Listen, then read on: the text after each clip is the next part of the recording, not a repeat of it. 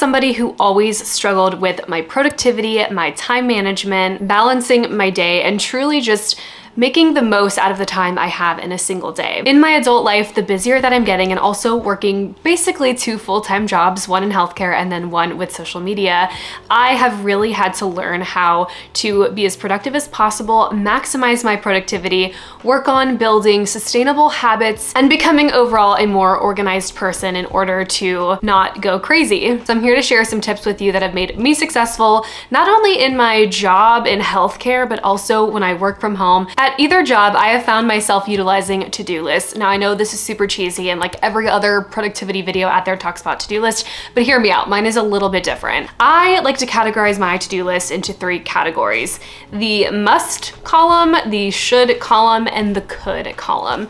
So if you're anything like me, you want to do all or nothing. We are either cleaning this room from top to bottom or we are just gonna leave it messy. That is toxic and that does not get you anywhere, especially when your goals are being productive. For me, I like to incorporate some kind of workout as a must. I prioritize my movement. I must complete this deadline. I must respond to this email. The should category is for things that I definitely could accomplish in the day if I manage my time wisely. I should clean my room. I should do my laundry. I should make myself a healthy dinner. Then I leave the remaining tasks to the could category. These are things that could get done, but probably aren't a priority at this point in time. I could scrub my shower. I could declutter my closet and get rid of clothes I'm gonna donate. Not only does this technique help me plan my day, but also it helps shift the priority and things that need to be done, because I always got in the habit of doing things that weren't necessary for that day, and then I would be behind on the things that were actually needing to be done. Something that ends up in my must category in the to-do list I just talked about, but prioritizing movement is a huge productivity tip I have.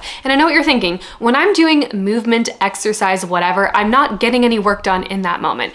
But just remember, the work can't get done unless you take care of yourself. If you work yourself to death and you end up getting sick or hospitalized or something happens to you, the work can't get done. Taking care of you is so important, and that's why I think it deserves to be mentioned in this productivity video. You have to take care of yourself in whatever way that means for you. I got a standing desk and I got a little treadmill that I put under my desk so I can walk while I'm editing my videos. I do a small walk when I'm editing my podcast. Even setting aside 10 to 15 minutes every single day to move your body in some way, shape, or form is going to be so beneficial for you. It's ultimately going to improve not only your mental health, your sanity, your productivity, but it's going to be a habit that you start to create, and then you're going to keep it in your routine. Ever since I started prioritizing movement in some way, like even if it's just a daily walk every single day, I have had way more energy. I've been feeling better about myself, and I feel like I can conquer tasks way better now. Waking up timely is something that I neglected for so long. Now, in my healthcare job, I'm awake at like 5:30 in the morning getting ready for work. I have a 12-hour shift. Those days I have no problem with. I love to sleep in. But the truth is, with how busy I am as a person, it's just not realistic for me to be sleeping in until 9, 10, 10:30 a.m. Every once in a while, it's good. Sleep in, relax, snooze the alarm. But in most cases, I need to be waking up between 7 and like 8:30 in the morning if I want to accomplish everything I need to in a full day. Going to sleep at a reasonable hour so you get enough sleep is going to help you wake up earlier. Things like these sunrise alarm clocks, which I still use mine. I did a video about waking up at 5 a.m. for a week. I still like it. It makes me less anxious in the morning when I wake up. It's just this nice bright light that just paints my room in the morning, and that's how I wake up. But also just telling yourself, like, right when you wake up, maybe go make your favorite cup of coffee, your favorite breakfast. Maybe you are like Michael Scott from The Office and you wake yourself up to some George Foreman bacon. Whatever it is, waking up earlier to get things done is just, that's just like adult life. I hate to break it to you. And honestly, like if 16-year-old me was watching this video, I'd be like, what do you mean we're not sleeping until like 11:30, 12 o'clock in the morning? Like, what the heck? Because I used to have that all or nothing mindset. There would be a lot of times that I would start one task, and I know so many people are guilty of this.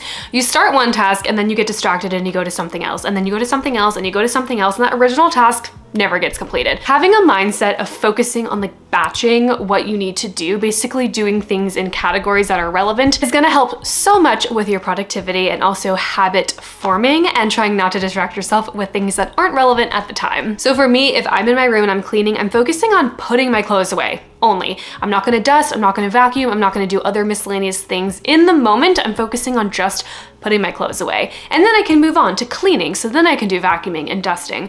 But I have to like kind of categorize the things that I'm doing in order for them to get done, keeping relevant and similar things together, grouped together. So I'm not gonna go from, I don't know, like cleaning my bathroom to then like organizing my desk. Like I'm gonna keep things kind of close together that are relevant to each other. When you have yourself focused on a task, if you are bad with your time management and you think that you're gonna work on this thing for the next hour, but you don't have that kind of time, setting timers is going to be super helpful for you. Again, if my room is super messy, I'm gonna do all or nothing. We're gonna clean it from top to bottom or it's not getting done.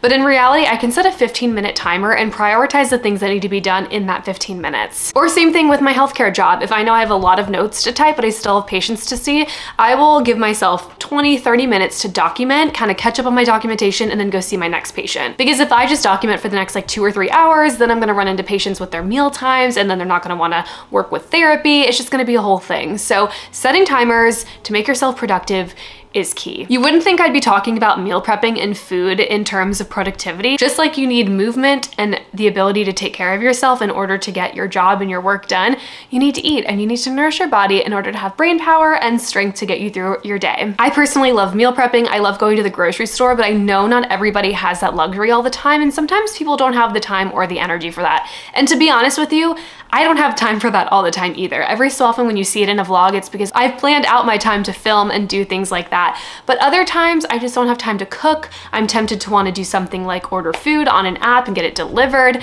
I'm not in the mood to cook. That is when meal delivery kits come in clutch. Specifically, Green Chef. Green Chef is a CCOF certified organic company. They have options for every lifestyle, whether you're keto, paleo, vegan, vegetarian, fast and fit, Mediterranean, and even gluten-free. You know, because some of us are sensitive to gluten. I won't say any names, but you can elevate your weeknight dinners with Green Chef's seasonal chef-crafted recipes featuring farm-fresh produce and organic, sustainably sourced ingredients. You guys know a lot of my content revolves around a realistic and healthy lifestyle, and Green Chef supports that healthy lifestyle with pre-portioned, easy-to-follow recipes delivered right to your doorstep. It has never been easier to hit your wellness goals. If you find yourself going to the grocery store, playing it safe and getting the same ingredients all the time, and then cooking the same meals every day, of course you're gonna get bored. But that's what makes Green Chef so fun. They have flavors inspired by international cuisines. You'll be amazed by the tasty, crave-worthy meals that you're cooking. Everyone is so busy these days, and this video specifically focuses on productivity and how to make the most out of the time that you have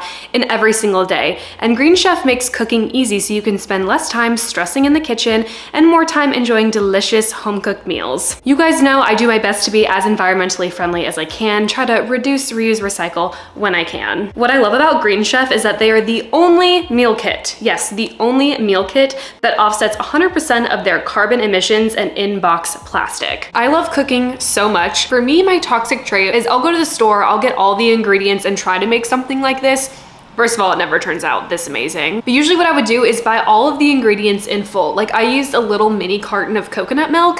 I would have had to buy like the full thing of coconut milk and then only use a little for the recipe if I were gonna make it myself, and then the rest of that coconut milk would go to waste. Use my code KaylaNelson60 for 60% off plus free shipping. Go to greenchef.com for more details. And just in case you missed it, use my code KaylaNelson60 for 60% off plus free shipping. Go to greenchef.com for more details. Thank you to Green Chef for sponsoring this video. I cannot get over how delicious this is. A habit-forming productivity tip in itself is that when you start to create these habits and you have like a routine and a schedule, and I'm not saying every single day has to be the exact same. When you start to do these things and you start waking up earlier and you're prioritizing your movement and you make to-do lists, this is gonna help you be successful. And these habits that you form for yourself, whether they be on a daily or weekly basis, this will ultimately lead you to be more productive overall. So it's like a win-win tip, basically. In my early days on YouTube, when I tried to prioritize my healthcare job and YouTube, I had no schedule, no plan. I didn't set aside filming time, editing time. I was staying up super late to edit videos because I didn't prioritize my time well. It was a mess. I was awful. I was discombobulated. I had no schedule. I had no organization, and my life was a mess for a while. I didn't start forming those habits until I got a planner. I sat down, I prioritized my time, I broke my day up into time blocks, and then I figured out how to make things go a little bit smoother, but to make my life overall more productive and have habits that actually stick. No matter where you are, whether you're in an office space, a hospital, a school system, maybe you work from home, keeping the space around you organized and clean is going to make your mindset so much better. If you're anything like me, I firmly believe in the saying that you're a product of your environment, and I notice my mental health and my anxiety and also just like how I function in a messy, cluttered space affects me greatly. I feel like I can't concentrate on anything when my room is a mess and I'm working at my desk. If I'm doing any kind of work at all and I notice that my space is just surrounded with clutter and it's messy and unorganized and I can't find things I'm looking for, my brain just gets like all scrambled and I feel like I can't focus on the task, therefore leading me to being less productive. You see my desk here. I did not clean this for the video. This is what it looks like. I have things in my drawer. Now, I'm not saying my room is clean 100% of the time, but keeping it organized when I'm working at it, it like scratches my brain. It just is so necessary for me. I'm a big fan of planners. I'm a big fan of to-do lists, but I'm also a big fan of journaling. Just writing out in the moment any stress that you're enduring, anything that's going on in your life, things that work well, things that don't work out well.